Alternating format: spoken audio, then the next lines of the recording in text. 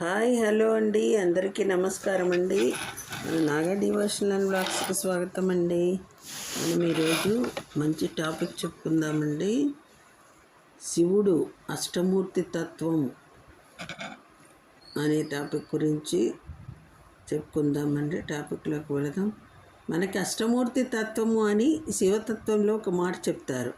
అంతటా ఉన్న పరమేశ్వర చైతన్యమును గుర్తించలేనప్పుడు సాకారోపాసన శివుని దేనియందు చూడవచ్చు అన్న దానిని గురించి శంకర భగవత్పాదులు చెప్పారు.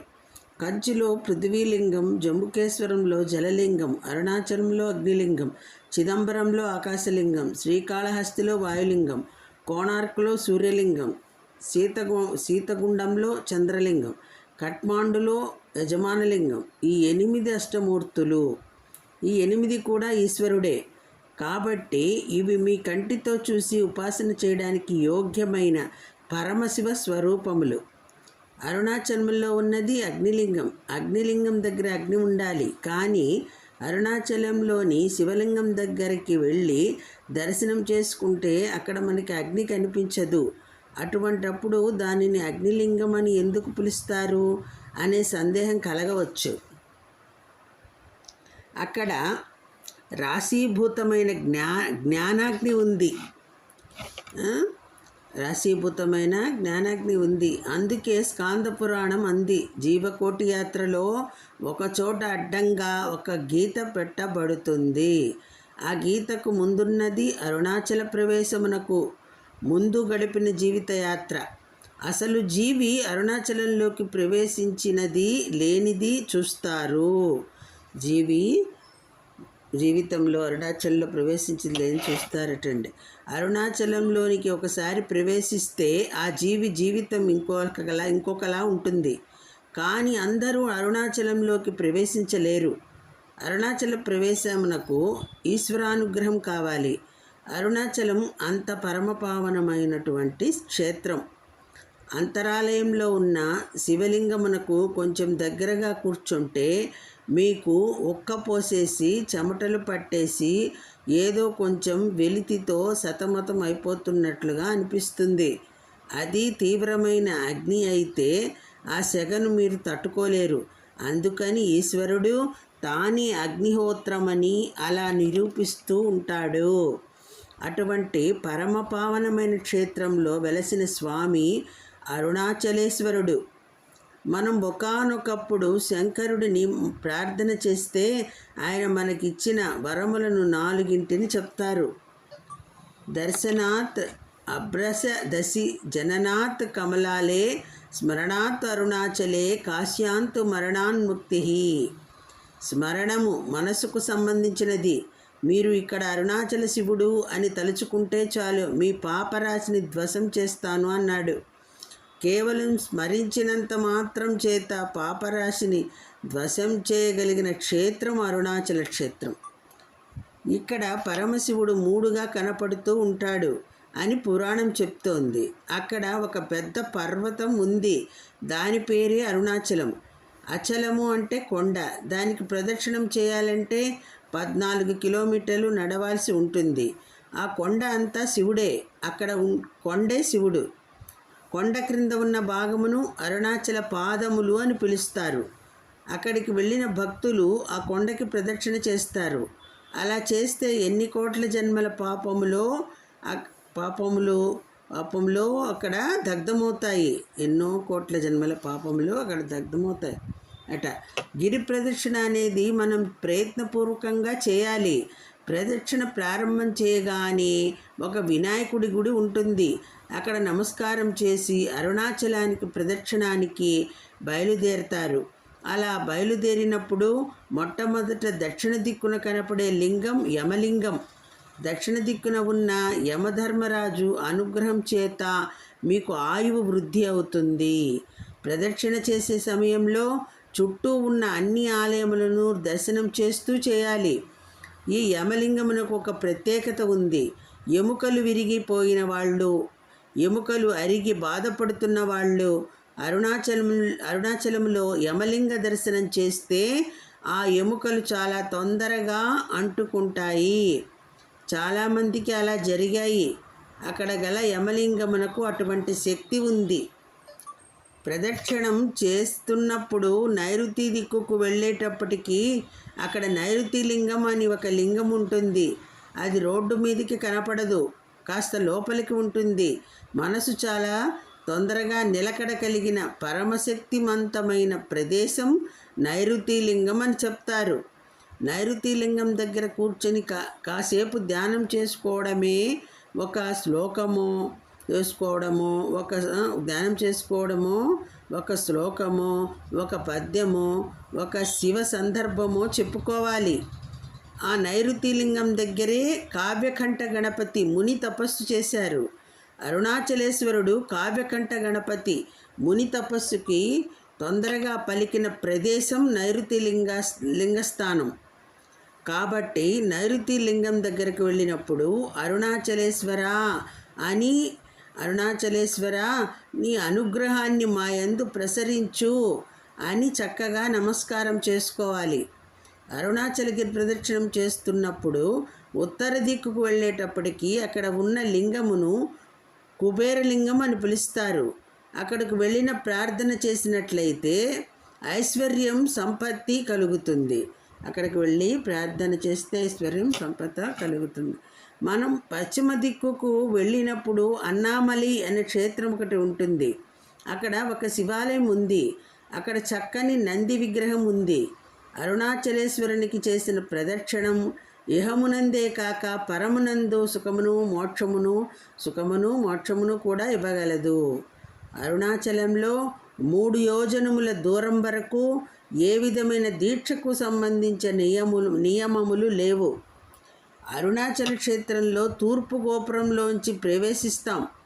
ఈ గోపురమును శ్రీకృష్ణదేవరాయలు నిర్మాణం చేశారు. ఉత్తర దిక్కున మరొక గోపురం ఉంది. ఉత్తర గోపురంలోకి ఒక్కసారైనా వెళ్ళి బయటకు రావాలి. అరుణాచలంలో అమ్మన్ అని ఒక ఆవిడ ఒకరోజు ఒక సంకల్పం చేసింది. అప్పటికి అక్కడ అంత పెద్ద గోపురం ఉండేది కాదు. ఈశ్వరా, నేను ఐశ్వర్యవంతురాలను కాను. నేను ప్రతి ఇంటికి వెళ్ళి చందా అడిగి వచ్చిన డబ్బుతో గోపురం కడతాను అని చందా ఇవ్వమని అడిగేది. ఎవరి ఇంటి ముందుకు వెళ్ళినా వాళ్ళ ఇంట్లో ఉన్న డబ్బు ఖచ్చితంగా ఎంత ఉన్నదో అణా పైసలతో లెక్క చెప్పేది. అందుకని ఆవిడ వచ్చేసరికి పట్టుకెళ్ళి చందా ఇచ్చేసేవారు. చందా ఇచ్చేసేవారు, ఆమెకు తెలుస్తుందట, ఇచ్చేసేవారు. అలా సంపాదించిన సొమ్ముతో ఆవిడ పెద్ద గోపురం కట్టింది. తప్పకుండా ఉత్తర గోపురంలోంచి ఒకసారి బయటకు వెళ్ళి లోపలికి వస్తూ ఉంటారు. అరుణాచలం దేవాలయంలోకి ప్రవేశించగానే ఒక సుబ్రహ్మణ్యేశ్వర స్వామి వారి దేవాలయం కనబడుతుంది. రమణ మహర్షి కూడా సుబ్రహ్మణ్యేశ్వర స్వామి అవతారమేనని పెద్దలు భావన చేస్తారు. ఆ తరువాత కుడివైపుకు పెడితే అక్కడ పాతాళలింగం అని ఒక లింగం ఉంటుంది. అక్కడ మెట్లు దిగి లోపలికి వెళ్ళాలి. అక్కడ ఒక యోగి సమాధి ఉన్నది. ఆ సమాధి మీదనే పాతాళలింగం ఉంటుంది. తర్వాత క్షేత్రములకు సంబంధించిన వృక్షం ఇప్ప చెట్టు ఆలయమునకు కొంచెం దక్షిణంగా వెడితే కనబడుతుంది. ఆ చెట్టు కింద కూర్చొని కొన్నాళ్ళు తపస్సు చేశారు. అటువంటి పరమ పావనమైన క్షేత్రం ఇది. దాటగానే ఒక పెద్ద నంది కనపడుతుంది. దానిని మొదటి నంది అంటారు. దానిని దాటి ప్రాకారంలోకి వెళ్ళినట్లయితే అరుణాచలేశ్వరుని దేవాలయం కనబడుతుంది. అరుణాచలేశ్వరుని శివలింగం చాలా పెద్దదిగా ఉంటుంది. అయ్యవారికి ఇటువైపున అపీత కుచాంబ అనే పేరుతో పార్వతీదేవి ఉంటుంది. ఈశాన్యలింగం వైపు వెళ్ళేటప్పుడు బస్సు స్టాండ్కు వచ్చే రెండో వైపు రోడ్డులో పచ్చయ్యమ్మన్ గుడి కనపడుతుంది. ఒకనాడు కైలాస పర్వతం మీద కూర్చున్న పరమశివుని కన్నులు వెనక నుంచి వచ్చి పరిహాసమునకు మూసిన కారణం చేత లోకమంతా చీకటి అలుముకుంటే తద్దోష పరిహారార్థమని అమ్మవారు తపస్సు చేసి పచ్చయ్యమ్మన్ అనే పేరుతో అరుణగిరి యందు వెలసింది. పరమశివుడు తన వామార్ధ భాగంలోనికి అమ్మవారిని సుబ్రహ్మణ్యుడికి పాలివ్వడం కూడా మాని, నా కోసం వచ్చిన దానివి కాబట్టి నిన్ను అపీతకుచాంబ అని పిలుస్తున్నాను అని ఆ పేరుతో అమ్మవారిని తన శరీర అర్ధభాగం నందు స్వీకరించాడు. అరుణాచలంలో మామిడి గుహ అని ఒక గుహ ఉంది. ఆ గుహలో కూర్చుని కావ్యకంఠ గణపతి ముని ఉమాసహస్రం వ్రాశారు. లోపలి పెడుతున్నప్పుడు తూర్పు వైపును దాటి వల్లాల గోపురం అని పెద్ద గోపురం కనిపిస్తుంది. కిలి గోపురం అక్కడే ఉంది. అరుణాచలం కొండ సామాన్యమైన కొండ కాదు. శివుడు స్థూల రూపంలో ఉన్నాడు, కొండగా ఉన్నాడు, దేవాలయమునందు శివలింగముగా ఉన్నాడు. అరుణాచలం కొండ మీద దక్షిణామూర్తిగా ఇప్పటికీ ఉన్నాడని అంటారు. అరుణాచల గిరి ప్రదక్షిణ చేసేటప్పుడు శాస్త్రంలో ఒక మర్యాద ఉంది. ఎవరైనా ప్రదక్షిణ చేసే సమయంలో వాళ్ళ కాలు కానీ వేలు కానీ తెగి నెత్తురుధారలై కారితే వేరొకరికి ఆ రక్తధారను ఆపే అధికారం లేదు. సాక్షాత్తు శ్రీ మహాలక్ష్మి వచ్చి తన పట్టుచీర కొంగు చింపి కట్టుకడుతుంది అని ప్రమాణము. స్కాంద పురాణం అలా చెప్పింది. కాబట్టి అరుణాచలమే. అచలము అంటే కదలనివాడు, కదలనిది అంటే జ్ఞానము. ఎప్పుడు తనలో తాను రమించే పరమేశ్వరుడు అచలుడై ఉంటాడు. అరుణము అంటే ఎర్రనిది, కారుణ్యమూర్తి, అపారమైన దయ కలిగినది అమ్మ. అమ్మ అయ్య కలిసినది అరుణాచలం కొండ. భగవాన్ రమణుల మూర్తి ప్రతి ఇంట ఉండాలి. అందరం తిరువణ్ణామలై వెళ్ళాలి, అందరం గిరి ప్రదక్షిణ చేయాలి. మన పిల్లలకి అటువంటి మహాపురుషుని గురించి చెప్పాలి. సూరినాగమ్మ లేఖల పుస్తకం తప్పకుండా ఇంట్లో ఉంచుకుంటే మంచిది. ఆ పుస్తకం సులభ శైలిలో ఉంటుంది. రమణులు ఎప్పుడెప్పుడు ఏమి మాట్లాడారో ఆ పుస్తకంలో చదువుతుంటే మీరు రమణాశ్రమంలో ఉన్నట్లుగా ఉంటుంది. రమణుల అనుగ్రహమును మనం పొందుతాము. ఇదండి ఓం అరుణాచల శివ. ఇదండి మనం శివుడు అష్టమూర్తి తత్వం గురించి అరుణాచలం గురించి ఉందండి. సత్వతత్వం అరుణాచలంలోనే ఉందండి. శివుడు అష్టమూర్తుల తత్వం కూడా అదండి తెలుసుకున్నాము. ఇది వీడియో నచ్చితే లైక్ చేయండి, షేర్ చేయండి, సబ్స్క్రైబ్ చేయండి.